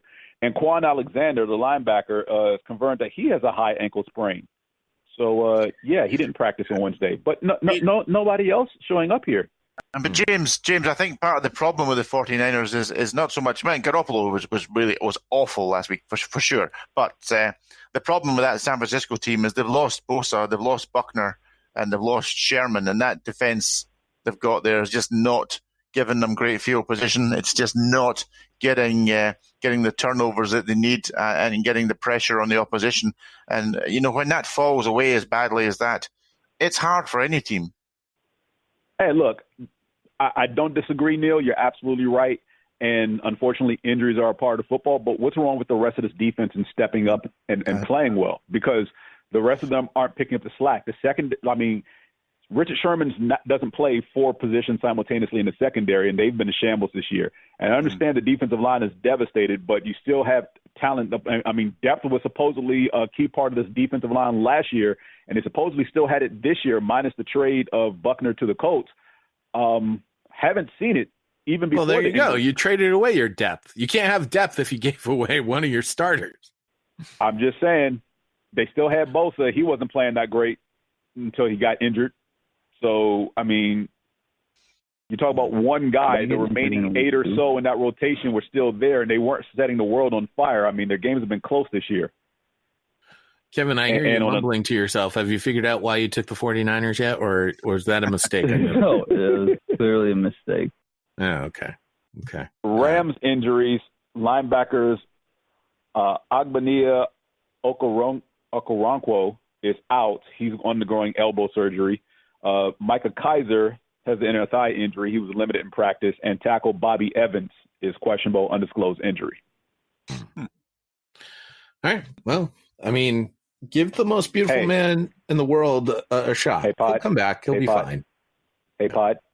What? This is where coaching is supposed to step up in lieu of the talent. You know, something that you're used to in New England. It's not happening here in Frisco. It'll happen. It's going to take a little time. It's just the Miami Dolphins. May not happen in this game. The Miami Dolphins. Monday Night Football features a doubleheader. This first game was supposed to happen on Thursday, got moved to a weird 5 o'clock Eastern kickoff time on Fox. It is the Kansas City Chiefs at the Buffalo Bills. Both teams are now 4-1. Both teams suffered a weird loss last week. Only one of them was weird. Well, neither of them were expected to lose. The Chiefs fall to number 2 in our power rankings. I actually have the Chiefs ranked lower than 2. Just gonna put that out there. The Bills fall from 4 to 7. Chiefs are favored by 3.5 points in this one. After watching the debacle versus the Titans, I cannot pick the Bills. My only hope is that they played so poorly preparing for this game, which is why they played so poorly against the Titans.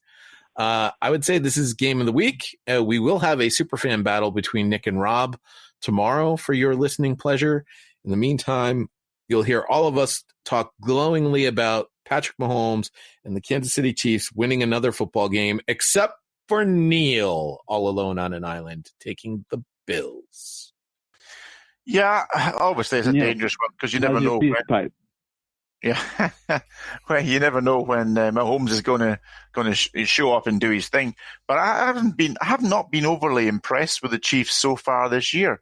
Apart from the game where I don't know if it was the first game or the second game where they beat the Ravens, but otherwise, they struggled against the Chargers. I thought there was something not right last week against the Raiders, who, albeit the Raiders are an improved team, I thought they should have taken care of business at home against the Raiders. And Mahomes is not having the greatest of starts to the season. And hey, come on, the Bills are going to be absolutely furious with themselves, aren't they? I mean, they're going to put everything into this game because they were, such a debacle last week. Although was it 42-16 or something at the end? I'm not sure it was that. Yeah. Yeah, I'm not sure that 42-16. Yeah, I'm not sure it was that big a gap really between the teams. Although the scoreline was a scoreline, so yeah, give me the Bills in a close one. Mainly because I think the Bills will be just so desperate to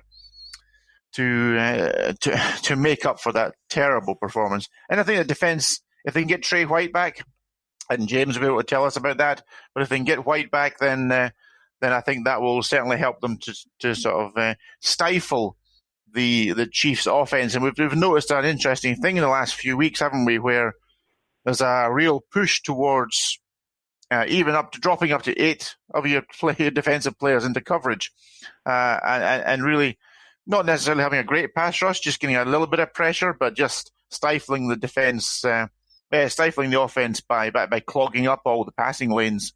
And we've seen that work to an extent against the Chiefs, and we've seen it in other games as well this year. And I wonder if that's going to be pointing to the demise of the inside linebacker guys. So discuss. I think we've seen demise coming for a while, right? I mean, there's the move to a base defense, or the thought of a base defense, has been teams playing in their nickel or dime packages for the majority of the game. So yeah, it's I mean, this is sort of the new era that we enter in the NFL. Yeah, pretty much 4-3, 3-4. It doesn't matter. Most teams come out in 3 receiver sets, at least 50% of the time. So you're in your sub package just as much. That's now your base defense. But you're seeing fewer players up near the line of scrimmage on defense as well, which is it's an interesting change. You know, if you can stop, or get some pressure on the running game and the passing game with 3 or maximum 4 guys, and then dropping these guys into coverage. It's another step in that change, Jay, towards the role of the inside or the big old fashioned run thumper linebacker that we've seen all these years. It's just another step away from that, isn't it? I find it really fascinating to see teams just basically playing a really deep zone and clogging up lanes. It's interesting. And to highlight more, it highlights that the rise of the young mobile quarterback who can now take advantage of all that space and keep moving the ball down the field. Yeah, it's really fascinating is the way the defense is trying to react then to this offensive. Like you say, the quarterback running. It's almost like they remember back in you guys won't remember, but back in the 90s, the Denver Broncos had this. They sort of coined this phrase, "bend but don't break" defense, and it's almost a bit like that. You know, you can sort of march the ball down the field, taking little chunks at a time. But once the closer you get to the goal line, we're just going to clog it up even more, and then it stops the drives. It's new and yet probably old as well. I started earlier as far as like how I was going to come after Josh Allen. That was disgusting. His play Tuesday night. It some of the worst quarterbacking I've seen so far this season, and I have 5 games of reference looking at Carson Wentz. So trust me when I say that was horrible quarterbacking. I know what I'm talking about. Have a front row seat every Sunday, but for however good he looked, and everyone riding the hype train on him being, this big star. This is going to be his breakout season. Pump your brakes, slow down. This game, the game against the Rams, he has not looked good, and that's 2 of the last 3 games. He's not looked good. Yeah, he looked, he bounced back against the Raiders, but somewhere in between the great play in that Raiders game and the abysmal play against the Rams and Tuesday night, he has to find the medium and kind of hover there for the majority of the season. This up and down play of his is going to drive the fan base nuts. It's not going to do well for consistency for this team. And look, this is an offense that clearly resides on his shoulders. They didn't get much from the running backs running the ball Thursday night. I mean, and his receivers didn't help him. That first interception, granted, wasn't his fault. That tight end receiver has to come down with that pass, but he's still missing reads. The Titans didn't do anything phenomenally great defensively except put pressure on him with the base front 4. There was very little blitzing. And, yeah, they were able to stop a lot of his rollouts, but, in cases there were times where he could have rolled out and he chose not to. I don't know if he's trying to prove that he's a pocket passer, but somewhere in his head he needs to know that 60-70% of this offense relies on him playing well. James, how much of it do you think was down to them being on national TV? They've kind of picked their way through the season so far, almost in the background. All of a sudden, here comes the limelight. And the last time we saw the Bills in the limelight, of course, Allen had a very poor game in the playoffs last year. And you wonder, is it to do with that? If prime time is giving him stage fright, then he'll need to get out of this business. Because this is a team that's expected to win their division this year by virtually anyone watching the game. Yeah, I mean we know the NFC East. The AFC East is just the other 3 teams are just trash, aren't they? So. Let's go back to something James mentioned about the running backs not doing much for the Bills, and we heard the breaking news earlier that the Bills are interested in Le'Veon Bell. Don't necessarily know if that's the answer, but there are 2 other teams that are apparently with interest with Le'Veon Bell, and they are the Chiefs and the Dolphins. To me, Le'Veon Bell fits best with the Dolphins. The Chiefs and the Bills give him the better chance to get into the postseason, which is what he wants. I don't think the Chiefs need him. I don't necessarily think the Bills need Le'Veon Bell either. Mm-hmm. Nah, I don't think Bills and Chiefs, neither of them actually needs him. I would say that both could benefit probably because of his knowledge of the game. Both of these teams have young running back rooms. They're both starting both a rookie and a second-year player respectively at that position. So, yeah, he brings knowledge to the game, but his style, the way he runs, what we saw of him in Pittsburgh, is not conducive of any other team as far as how the lines block. He can't tiptoe to the line, pick a hole, and then dart through it. You know, he's got to hit it at full speed. And that worked in Pittsburgh. It's not going to work with any of the other 31 teams in the league, I don't think. Well, and I think of those three teams, then Buffalo has probably the best offensive line of those three. Mm-hmm. Yeah. Considering the current play, yes. Yeah. Kansas City is more, pass protection than run blocking, but he can also split out wide. So, look, the Jets still owe him the balance of $6 million for the season. So whoever signs him can sign him to a 1-year, make it or break it, prove it deal for the league minimum. And so you're not really paying much for his services for 1 year. He can't be looking for a long-term deal at this point. I mean, he's 29, 30 years old now? One other game on Monday night. It is the Arizona Cardinals at the Dallas Cowboys. The Cardinals 3-2, the Cowboys 2-3. Real Cardinals. Quick. What's that? Injuries for that game. Chiefs, Sammy Watkins, hamstring. Kelechi Assembly will be out. He will not play because of actually both of his knees. He has torn tendons, so he is most likely going to be put on the injured reserve. For the Bills, Dawson Knox has a calf injury. John Brown has a knee injury. Zach Moss, Quentin Spain, Matt Milano, and Tre'Davious White also show up on the injury report. And Tre'Davious White is a key. Is huge. Key player to see if he plays. All right, back to the Cardinals and the Cowboys. Cardinals are 17th in the power rankings. Cowboys are 19th. They only get 2 points for home field advantage when we do this. So the tie goes to the team that was ranked lower originally. That is the Arizona Cardinals. They are favored by 1.5 points in this particular matchup. They have won 4 of the last 5, but lost to Dallas the last time they played in 2017. They lead the league in Dallas leads the league in offensive yards per game with 488. Can Andy Dalton keep it up? Well, Andy Dalton completed 9 of 11 for 111 yards and a 108.7 rating in week 5 when he came in after Dak Prescott got a really bad leg cramp, according to Tony Romo. He has 6 touchdowns, no interception. 6 touchdowns, no interceptions for a 100.5 rating and 3 career starts versus Arizona. Aims for his 4th in a row versus Arizona with 2+ touchdowns and no picks. Oh, by the way, CeeDee Lamb leads all rookies in both receptions, 29, receiving yards, 433, can become the first player in league history with at least 5 receptions in each of his first 6 NFL games. I think all of that says that the Cowboys can, in fact, keep it up on the offensive side of the ball, and thus will be too much for the Arizona Cardinals. Neil is the only one that agrees with me. The Cowboy superfan has taken the Arizona Cardinals.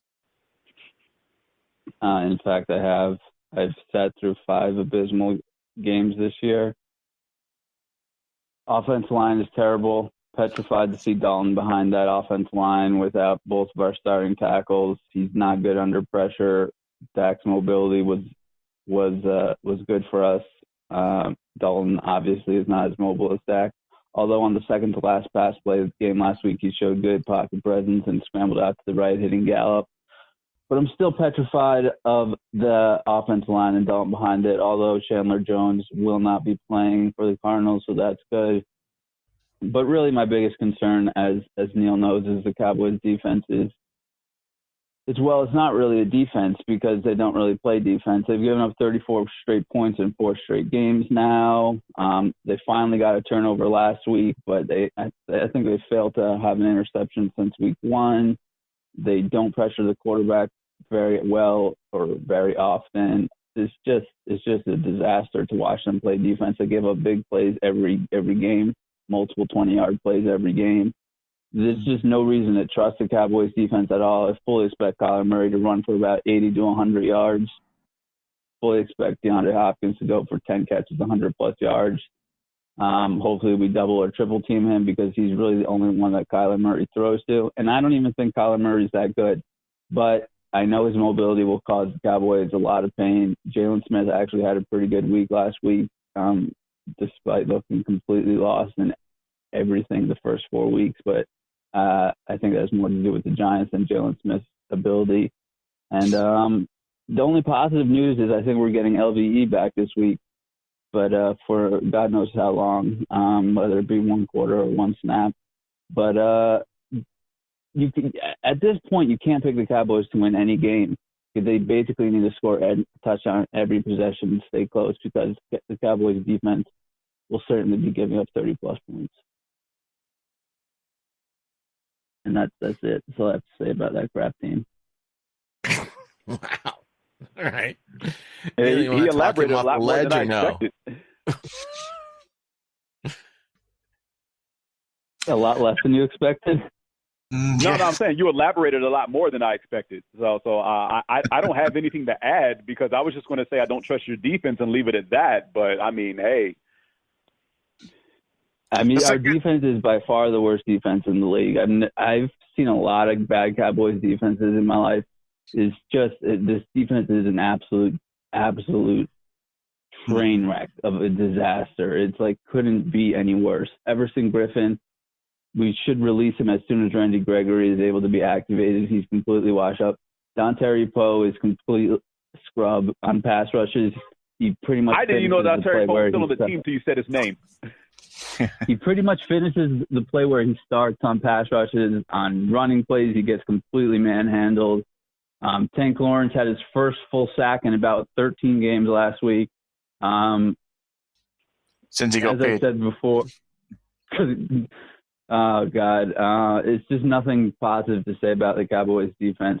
Although I will say that Trayvon Diggs, although he has had some mishaps this year, he looks pretty good at times. He has tight coverage a lot. A lot of quarterbacks have completed a lot of tight balls against him, so I can't blame him against that. I think he's going to be a really good player one day.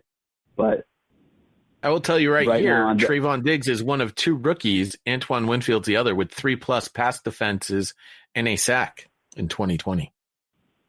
Yeah, he's looked good at times, but he's looked really bad at times as well. But like in this defense, I don't expect how any secondary player can look good because our pass rush is non-existent, completely non-existent. Kevin, yeah.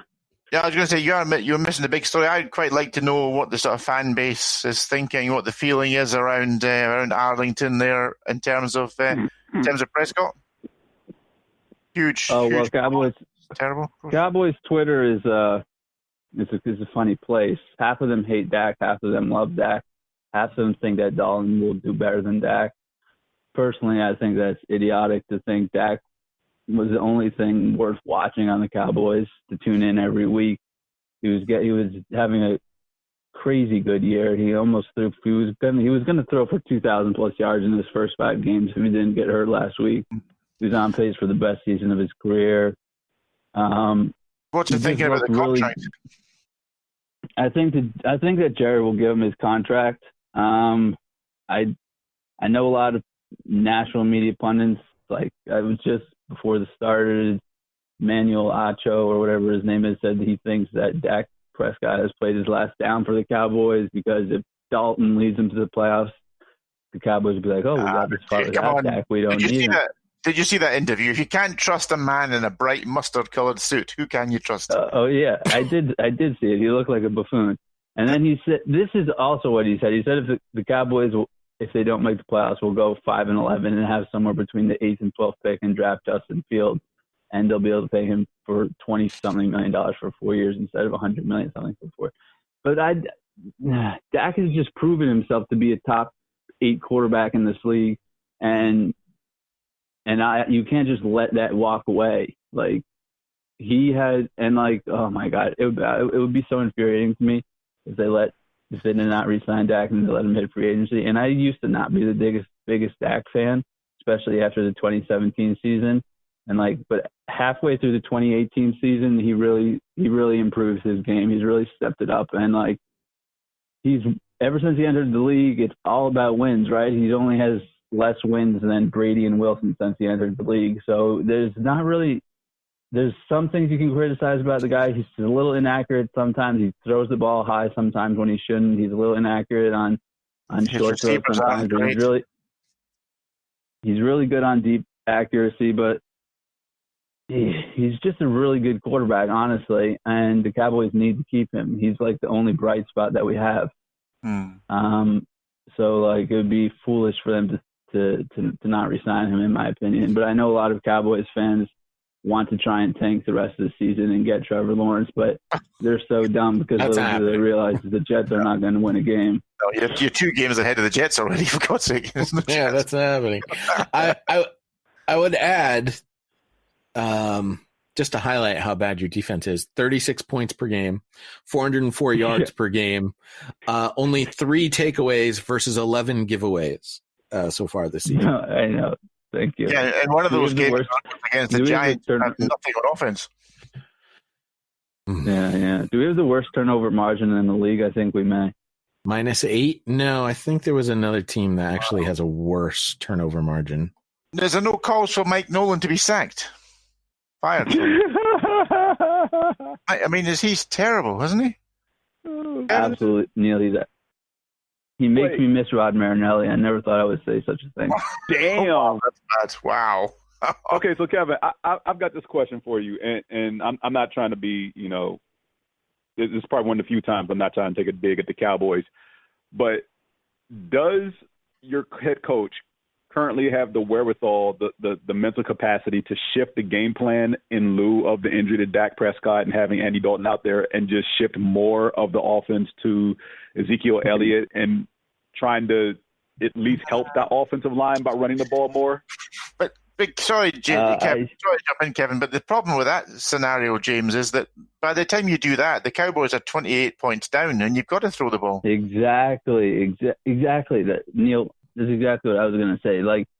Okay, sure, we can start the game running the ball, but if we don't score a touchdown on our first possession, we're going to be in an immediate 7-0 hole. And then once we get 2 yards on first down, coming back, it's going to be 2nd and 8, down 0, must-pass situation. You can't. It's going to be so much harder than to implement the 2016 game plan strategy this year than it was in 2016, simply because, as Jay so pleasantly pointed out, we get up to 36 points per game. And you do have the highest turnover, by the way. The Broncos are next at -6. The good news is that the Broncos only have 2 takeaways. You have 3, so you don't have the worst.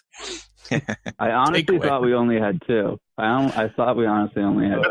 But this is the big problem, Kevin, isn't it? I mean, last year or the year before, you gave DeMarcus Lawrence $20 million a year to be your top level edge pass rusher, where he's 15 sacks a season, and he has just fallen off an absolute cliff. Wait, DeMarcus Lawrence still plays for Dallas? Yep, he's there. I still think he's pretty good, but he's obviously not worth the money that he was given. I don't know. Wait, did he play Sunday? All around. Yeah, he actually had a strip sack that actually turned the game around that caused a defensive touchdown for the Cowboys. But that running and holding getting 35 minutes of clock management per game is going to be really hard to deal with this year's defense, because that's going to assume that the Cowboys can get a few stops on defense, which they have not proven to be capable of doing thus far. But again, you've been really good on the offensive side of the ball, and a lot of that is Dak Prescott. But Andy Dalton plays okay. He's got enough weapons around him, and Arizona only has 3 takeaways. He's got more than enough. Season. Yeah, but once you get a bit of tape on what they're doing with Andy Dalton, that'll be the end of it. I mean, Dak Prescott may not be my problem with Dalton is this. I was reading a stat earlier this week. When he's not pressured, he has a cute quarterback rating of 93. When he is pressured, he has a quarterback rating of below 60, exactly. I think. And with this offensive line, as I said, both La'el Collins and Tyron Smith are out for the year. Joe Looney is injured, so we're starting our rookie center Tyler Biadasz. It worries me to death that Dalton's just going to be a sitting duck back there in some of these games. But luckily for us, Chandler Jones is not playing this week. I'm not really sure who else the Cardinals have in rushing the passer. I'm not really familiar with. Kevin, you could be facing Chandler from Friends, and you'd still get 3 sacks. Oh no! Wow. What is the injury report, James, so we can put a bow on this show? Yeah, let's round out the Cowboys because Tristan Hill's been put on IR. He tore his ACL Sunday. Yeah, tore his ACL. I forgot about that. So he's done for the year. So more defensive players not showing up. Chandler Jones is out this week. He will undergo surgery on a biceps and miss the remainder of the season. Devin Kennard is questionable. The other linebacker, Chris Banjo, is questionable. Both of them undisclosed injuries. Rashard Lawrence, defensive tackle, and J.R. Sweeney, the guard, all these players for the Cardinals are listed as questionable. Lawrence suffered a calf injury last week, so that's why he's questionable. And Sweeney has an elbow injury that he's nursing. All right, there you have it. The 4 teams on a bye. The Raiders moved up from 17 to 15. The Saints moved from 12 to 9 in our power rankings. The Chargers dropped from 19 to 23. And your Seattle Seahawks at 5-0 have moved from 2 to take over the number 1 spot in our power rankings. Russ Wilson is, if this continues, will be the MVP without a question of a doubt. Yeah, that defense is going to fail them at some point this season. Just don't know when. Let's put it this way. In the close games, they've had the benefit of Russ having the ball last with virtually no time left on the clock. So it's helped their defense that teams have had to try to get the go-ahead score with like 25 seconds left. I mean, the Seahawks still have a good portion of their division to play. Like all of them? They have all of their division yet still to play.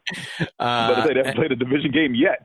They also have a game at the Bills coming up later this season, and they've got that entire NFC East to face, the vaunted NFC East. So they too will be champions of the NFC East, most likely. So yeah, the Rams already have the crown. Yep. That should be the Seahawks, honestly. So yeah, it's really going to be for the Seahawks. I mean, the Seahawks are going to the playoffs. It's just a matter of how well they'll play against the Rams and the Niners and the Cardinals. When is their first game? Provided nothing else happens, when is the first scheduled game against the Niners? Because unless the Niners can turn this around, they're sweeping them. I'm not looking at an updated schedule. This is from before the COVID changes happened, but assuming this was not a game that got moved, week 8, so 2 weeks from now. Okay. They are at the Cardinals next week. That will be a struggle for their defense. So at the Cardinals, 49ers, at the Bills, at the Rams, Cardinals, at the Eagles. So up until that Eagles game, that'll be a 5-game stretch, probably the toughest 5-game stretch for the Seahawks all season. I don't think so. Wait, what were those teams again? Cardinals, Niners, Bills, Rams, Cardinals. Yeah, so there's a bye weekend. Sweep the Cardinals with ease. I wouldn't say with ease. You just suggest there's a bye week in there. I know exactly which team you're suggesting it is, too. How dare you? What? Prettiest man on the planet does not accept your shade. Where is the lie? nextfanup@gmail.com is how to email us at NFU Podcast. You can tweet at us. Facebook.com/NFU Podcast is another place you can contact us. And I will make sure I get all of Doc's recipes up on our Facebook page. I was trying to work with the website the other day, and I was failing miserably. So I'll probably revisit it at some point this week. But I'm not going to promote the website just yet. All right, there you go. That's week 6 in a nutshell. We will be back again on Tuesday, James and I, with the Not a Week 6 recap show. And then Thursday Night Football will return. So we'll have a Thursday Night Football preview next week, as well as a Week 7 preview on Thursday. I mentioned there will be a Superfan battle tomorrow. It'll be a solo battle, but it's a doozy. They already sent it to me. It's a 30-minute long matchup breakdown of the Kansas City Chiefs versus the Buffalo Bills. So you have all weekend to listen to this and that and anything else you want to listen to in our archive, anywhere great podcasts are heard. Somebody want to get in a last word here? I didn't think so. Tell a friend, subscribe, follow, all that, so you never miss any of the shows that I just talked about. Here comes Kofi Annan, Kevin's former boss. There you have it. Dear friends and colleagues, saying goodbye is never easy. I believe we can all feel proud of what we have done together, and through it all, you have maintained your professionalism and commitment and remained true to the spirit of the Charter. That principle. We go out, we hit people in the mouth. Never worked for him.